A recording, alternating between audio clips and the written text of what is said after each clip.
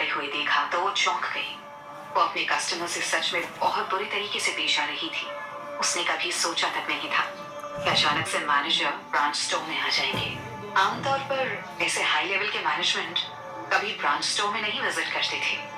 Sir, मैं आपके लिए कुछ लाऊं? डेजी ने चेहरे पर जबरदस्ती की मुस्कान के साथ कहा। गहलोत को उसकी बात से कोई फर्क नहीं पड़ा। वो अपनी बात कहता गया। मैंने तुम्हें ट्रेनिंग के दिनों में समझाया था कि हमारा हर कस्टमर हमारे लिए वीआईपी गेस्ट है और तुम अपने वीआईपी गेस्ट को ऐसे ट्रीट करती हो। ज्यादातर इस लेवल का मैनेजमेंट स्टाफ अपने मन के भावों को अपने चेहरे पर नहीं आने देता। सभी आमतौर पर एक शांत और गंभीर चेहरे के साथ बात करते थे। इसलिए डेजी समझ नहीं पाई कि असल में मिस्टर गहलोत इस बात से काफी नाराज थे और डेजी अपने बचाव में कहने लगी। आई एम सॉरी सर, पर अभी तक आप सिचुएशन समझ नहीं पाए हैं। ये हमारे कस्टमर नहीं है। असल में ये लोग यहाँ के कपड़े अफोर्ड नहीं कर पाएंगे। केवल वो वीआईपी जो हमारे कपड़े अफोर्ड कर सकते हैं, उनका हमारे यहाँ स्वागत है।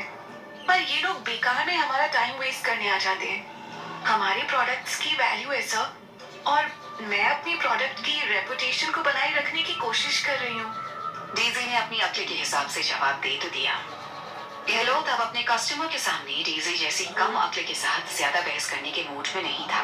वो शांति से ट्रैश कैन के पास गया और उस कचरे के डिब्बे जिसमें फलों के छिलके, बीज और ढेर सारी रद्दी पेपर्स पड़े थे, गहलोत ने खुद झुककर कचरे के डिब्बे में से धूप का कार्ड निकाला। उसे सैनिटाइजर से साफ किया।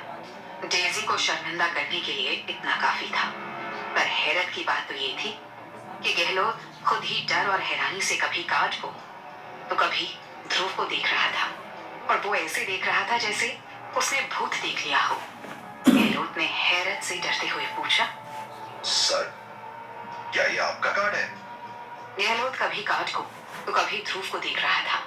ध्रुव ने बहुत ही कैजुअल टोन में शांति के साथ कहा, हाँ। डेजी गहलोत को इस तरह से काम करता देखकर थोड़ी शर्मिंदा तो थी, पर उसे समझ में नहीं आ रहा था कि गहलोत उस आम से कस्टमर को ऐसे क्यों देख रहा था। डेजी ने आगे बढ़कर कहा, mister Gehlot, I am sorry, मैं जानती हूँ मुझे कस्टमर का कार्ड इस तरह से कचरे के डिब्बे में नहीं फेंकना चाहिए था, लेकिन मैं आपका इस तरह का बिहेवियर देखकर थोड़ी परेशान हूँ। अभी डेजी अपनी बात पूरी भी नहीं कर पाई थी कि गहलोत जोर से उसे डांटते हुए बोला, शट अप और जाकर हमारे वीआईपी कस्टमर्स के लिए चाय बनाओ। बाय द वे, मैं तुम्हें साफ बता दूं कि इस साल तुम्हें तुम्हारा बोनस और ईयर एंड रिवॉर्ड मिलने वाला नहीं।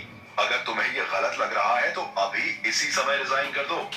गहलोत बिजनेस टूर में देश विदेश जाता था और कई बार विश्व के कई बड़े बिग शॉट लोगों से मिल चुका था। वो इस तरह के बैंक कार्ड को पहचानता था।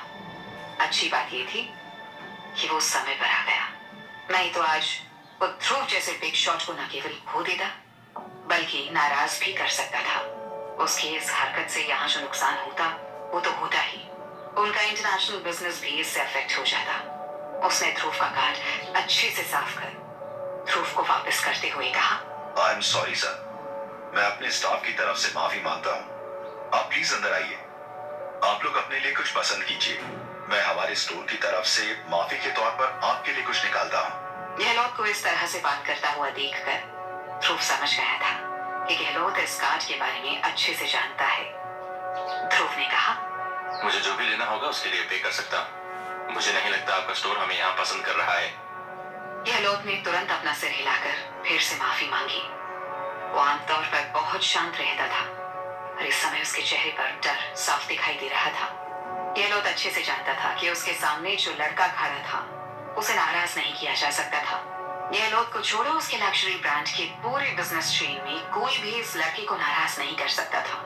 गहलोत ने तुरंत अपनी जेब से 2 गोल्डन कार्ड्स बाहर निकाले और ध्रुव को सौंपते हुए कहा, सर, मैं उम्मीद करता हूँ कि मेरी स्टोर अटेंडेंट को नासमझ समझकर आप माफ कर देंगे। वो आप लोगों को पहचान नहीं पाई। इसमें सबसे बड़ा कसूर आपकी सादगी का है। मैं सोचता हूँ कि आप अपनी सादगी के कारण हमें माफ कर देंगे। और सर, हमारी तरफ से इस गोल्डन मेंबरशिप कार्ड को आपको ऑफर करने में मुझे काफी खुशी होगी। प्लीज इसे एक्सेप्ट करें सर।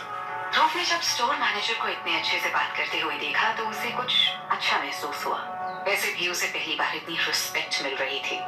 ध्रुव ने स्टोर मैनेजर की रिक्वेस्ट मानते हुए गोल्डन मेंबरशिप कार्ड ले लिए। इन गोल्डन मेंबरशिप कार्ड से ध्रुव दुनिया में जब तक इस ब्रांड स्टोर में शॉपिंग करेगा वो फ्री रहेगी। ध्रुव ने पूछा, क्या आप सच में मुझे जानते हैं? गहलोत ने एक पल सोचकर कहा, आई एम सॉरी सर, मैं इस लायक नहीं हूँ कि आप लोगों से टच बना सकूं। हालांकि मैंने यूरोप में एक बार एक मीटिंग अटेंड की थी हमारे अपने ब्रांड की।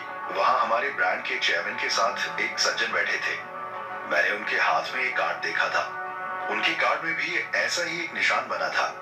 ध्रुव ने मुस्कुराकर गहलोत को देखा कि तभी उसकी नजर स्टोर के अटेंडेंट पर पड़ी और वो डर और हैरानी से कभी ध्रुव को तो कभी गहलोत को देखे जा रही थी। ध्रुव को धीरे धीरे ताकत का नशा चढ़ता हुआ महसूस हो रहा था।